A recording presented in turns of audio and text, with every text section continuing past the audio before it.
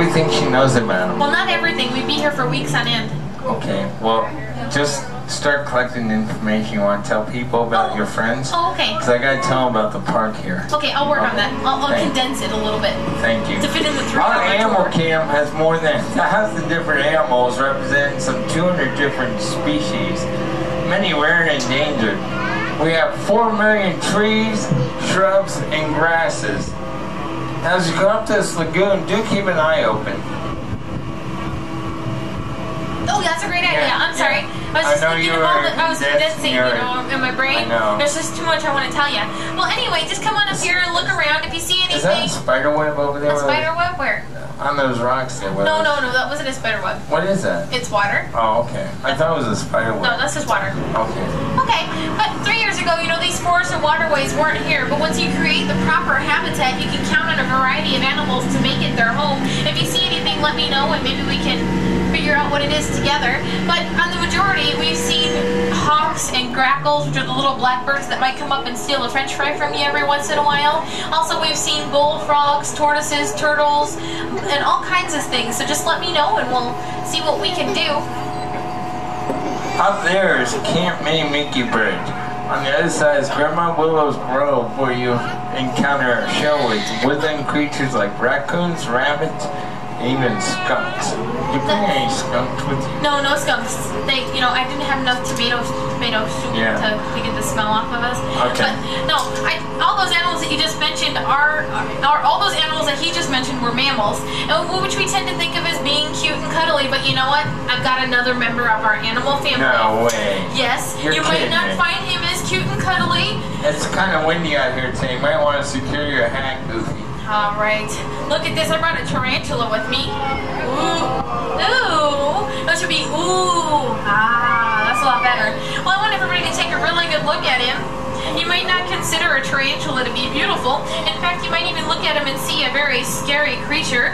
Just as you might look at that pile of rocks over there and see a fierce dragon, it is all just a matter of perception. We tend to be afraid of things that are different from us, and tarantulas are very different. Not bad, just different. Now, spiders are very intelligent and resourceful animals. The webs they weave are very intricate and complex structures, and they're also very strong. And if anybody's ever walked into a spider web, you know what I mean. It takes forever to peel it off of you. But actually, if you take a strand of steel the same size as a strand of spider web, the spider web will usually win out in the tests. Now, tarantulas are particularly good home builders. They dig a burrow into the ground and weave a spider web door.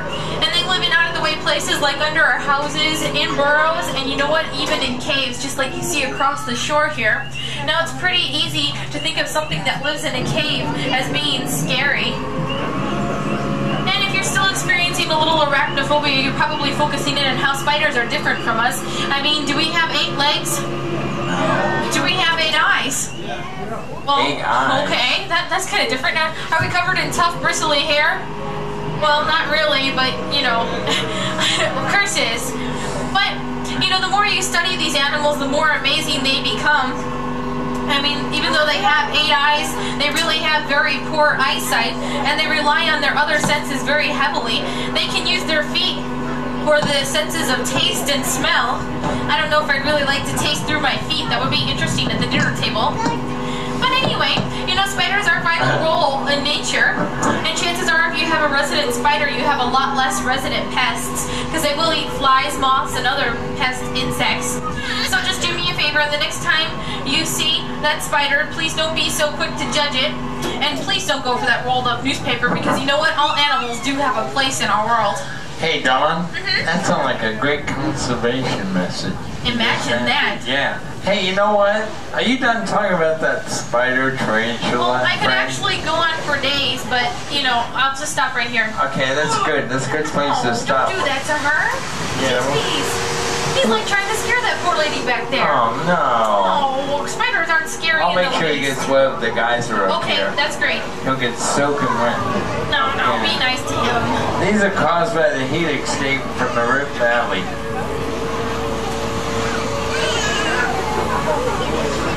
Don't worry about the bubbles. Bubbles? Just a geyser. Oh, I thought it was like a monster or something.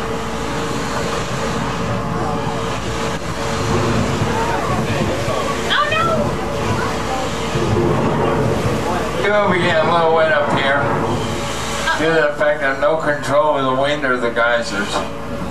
Is it warm water? It's very, very cold water. You know what? It is very chilly. It is. You know, I always tend to get misty coming through here. Yeah, misty. Okay, never mind. Anyway, I'll stick to what I know, animals. Right over here in the corner, you're going to see some white domestic goats. Now, these goats are found throughout fishing and farming communities throughout Africa. But, you know, a kind of sad thing is they do take a lot of land and resources to be reared, so they do compete with the local wildlife, and that's a problem that faces a lot of smaller communities such as this. So they're working on it, and hopefully someday we'll find an even balance. This is Harambe, Swahili village, where they used to trade rare spices, elfin ivory, and gold. Today the villagers protect the animals. The only thing being loaded and named are cameras at Kilimanjaro safaris. We get an up-close and personal look at Africa's amazing wildlife. That's a great conservation message there, Chris. Thanks, I've been doing my homework, going to school it shows. and everything. It really does. Thank you, Don. Well, as Chris brings us out from underneath the Harambe Bridge, you might want to turn your attention over here to the right-hand side of your boat. There's a very lush area where a number of birds have made their home here. Now, if you look, you're going to see a bird with a black head and bill. He's one of the tallest storks that's found in Africa. It's called a saddle-billed stork. You can see how it got its name. There's a yellow piece on his bill that looks like a teeny saddle, and on the side of his neck there's little yellow things hanging down. They look like stirrups. It's pretty neat. And he will feed on the aquatic animals along the river's edge. And as we round the corner over here, he does have a couple of neighbors. As a matter of fact, you might see one right here. This is a European white stork. Now these birds fly 3,000 miles each year on their annual migration, and they migrate from Central Europe to Africa. But they're better known for building their nests upon chimneys, and actually it's considered very good luck that they choose your chimney to build upon. But you know what? Something that all these animals have in common is they rely on a very healthy river environment in order to survive. Now up ahead you can see the Tree of Life. It is 15 stories tall, or over 15 stories tall, and it has over 300 animal images woven into its roots, trunk, and branches. And you know what? Inside, you're going to get a bug-eyed look at the million billion bugs of the world. As they present, it's tough to be a bug. Inside you can meet some dung beetles, termites, and you know what? I think there might even be a tarantula in there if you look closely. There is a tarantula. There is a tarantula? Yeah. I wasn't sure. Chili, the tarantula. But you know what? I think the tree symbol is really the Tree of Life is really a great symbol for Disney's Animal Kingdom, because it does incorporate all the diversity here on the planet, from the plants and animals all the way up to humans. If you'd like to learn a little bit more about preserving Earth's diverse population, please go visit my friends up at Conservation Station, and they'll be more than glad to give you any information you need. But you know what? Right now we're coming up on the dock, and Chris needs to give you a little bit of safety information before we hit it, okay? I mean, land. Okay. We might hit it, who knows? No, just remain safe. Keep your hands and feet inside the boat. We do have a tendency to bounce around a little bit when docking. Please remain seated. Thank you. Let's give Dawn, our animal presenter, big round of applause. Jeez, Chris, you're so nice to me. How about one for Chris? He did get us here safely. No rocks, trees, or other things. Yay!